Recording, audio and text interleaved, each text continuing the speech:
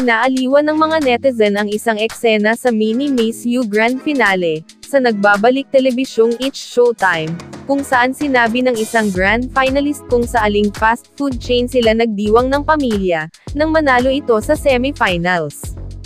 Inuntag kasi ni Vice Ganda ang batang si Audrey, kung ano ang ginawa nilang magpamilya nang manalo nga siya noon. Sagot ng bata, kumain daw sila sa Jollibee. Ay sarap doon. Natatawang sundot ni Ann habang nakatingin kay Vice.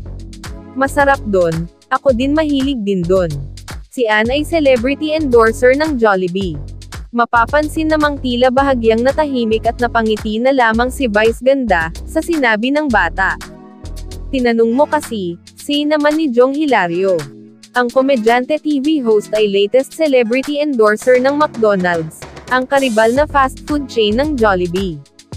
Kamakailan lang ay ipinakilala si Vice bilang pinakabagong endorser ng McDo, na agad naman nag-trending sa lahat ng social media platform. Bukod dito trending din di umano ang pagpapatawag muli ng MTRCB kay Vice Ganda, dahil sa paraan ng pagkain ng manok gamit ang kanyang bibig, nakahawig umano ang kontrobersyal na paraan ng pagkain ni Vice Ganda, at ng kanyang asawa na si Ayon Perez sa cake icing sa It's Showtime.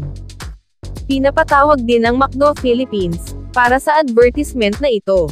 McDo, Vice, nakasaad sa post na, tinatawagan ni Lala at MTRCB ang McDonald's Philippines at Vice Ganda, dahil sa kanyang paraan ng pagkain ng Chicken McDo, gamit ang kanyang bibig, na tila hawig sa paraan ng kanyang pagkain ng icing sa It's Showtime, na nagpapakita na ang host ay tunay na nag-e-enjoy sa pagkain.